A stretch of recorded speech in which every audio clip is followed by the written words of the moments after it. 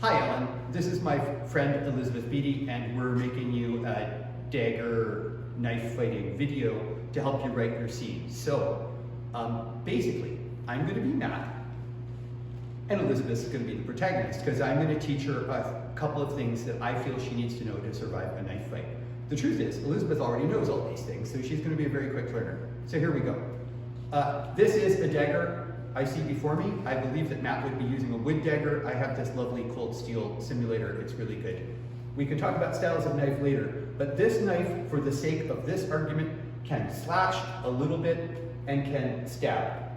The problem with knives in the past is that people wore more clothing, like women wore boned bodices. A slash across a boned bodice, no blow. So stabs are mostly what we're going to concern ourselves with right away. So everything you wrote was great, but I want to specify you can use your knees and elbows and all-out fighting once you've isolated the blade. So I want to show you the 3 basic attacks and how to isolate them.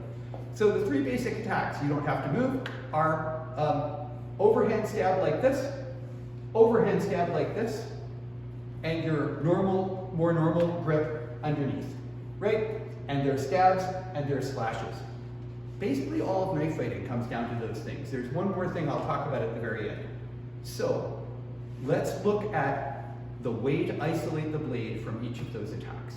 So the first thing is I'm going to make a straight overarm attack, and Elizabeth is simply going to block it. See that block? It's so simple. She's using her forearm. And one of the things I feel that Matt should say is, you're fighting for your life. It doesn't matter if this cuts your arm. That arm is not going to bleed out before you're done. Bang, safe. Now, a further technique that we all love is what Maestro Fiore taught in the 15th century. And that is, I don't have a dagger anymore simply because of biomechanics. So let's look at that. I'm going to stab slow motion, overarm, bang, first the cover to make sure that she's alive. Then she wraps. Notice her thumb is not around my arm because that's how you get a thumb broken. Notice my own attempt to kill her has now trapped my blade on the outside. And all she has to do is twist, and that is the natural human reaction. So that's one. That is one cover.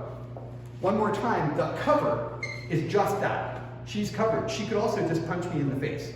She could also use her elbows and knees. She could knee me in the groin and run away. All good tactics. Okay, second blow, what we call reverso. See those 2 hands? See how totally she's covered? And now, she could, to be fancy, strip the dagger again, which is modestly painful for the assailant. But the most important thing is that. And then she could smack me in the face. She could kick me in the hip. She can knock me down. The point is the isolation of the dagger. The dagger is no longer part of the fight. And it's simple. And this hand is covering her face just in case I'm way stronger than she is. So I come in with a big blow, and it actually comes in, and it goes into the palm of her hand. Survivable. Okay, last but by no means least, because deadliest, underhand thrusts or cuts. Very elegant, but the first thing, again, is get out of the way. See how she stepped offline? So that's a trained reaction, but one you can train into in like 60 seconds. She's out of the way. She's out of the way. She's not there. Maybe she runs away. Second part is, she can pin my arm. Blade is isolated. Again, now we're at kick, scrum, whatever. But the elegant solution, the probably best solution is, the lower hand has control of the blade. The upper hand punches me in the head. See her across my neck. She's just punched me on the way through, and look at where her knee is. And now she's going to throw me to the ground and end up with the dagger. Greatest martial arts move in the world. It's the very first thing that Fiore teaches in the 15th century. And the point I want to make is, wrestling is part of dagger fighting, and that's kind of what I want Matt to tell her so that that runs through the whole scene. Last thing I want to say is about what you already have Matt saying about running away. So I'll tell you what somebody told me when I was a young person about knife fighters. If a knife fighter approaches you, moving the dagger back and forth between 2 hands, just run away. Because that's somebody who really, really knows what they're doing. And if I face her like this, See, it's deadly, it's a terrifying technique. You don't know which of your martial arts things to do. But on the other hand, he's wasting time throwing it back and forth so you can run away. That was our super fast dagger class. If you have any questions, feel free. There's nothing we like better than making a quick video.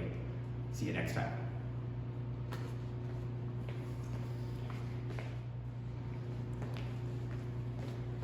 Just for fun and because we have a church basement for an hour, we thought we'd shoot the techniques from the other side. So, first technique, I'm a big bad man. I'm going to attack her with an overarm. She isolates. I'm trying to reach her with the dagger, and my own strength is used against me and ow. Okay? Second technique. I come on the reverso side. See how her palm is protecting her just in case I have the strength to drive it towards. It's not going into her face. I'm just holding on to it because I'm a dumb male, and she can probably break my arm or elbow, but regardless, she's going to end up in control of the dagger. And anyway, even if she doesn't, keep going. Keep going. She can now, like, throw me to the ground or like 5 or 6 other things. It's so good. And finally, probably the most dangerous, the underhand. She's out of the way, and then other things can happen that are all terrible for me. And by the way, if you think I can punch her from now, wow, this is not a good position for me, but it's a great position for her because she is going to punch me in the face, isolate my whole body, get her hip behind my hip, and take the dagger away and throw me to the ground. Like braces and suspenders. Again, hope that worked for you. Catch you next time. One more thing. So I thought you might want to see the compass step by which Elizabeth steps offline. So here comes the dagger in super slow motion. See, there she is. Come back. Do it again. Do it again. Right? Big step offline, back foot follows along. And then there she is with the grip, with her new foot position, and the rest is terrible for me. Yeah.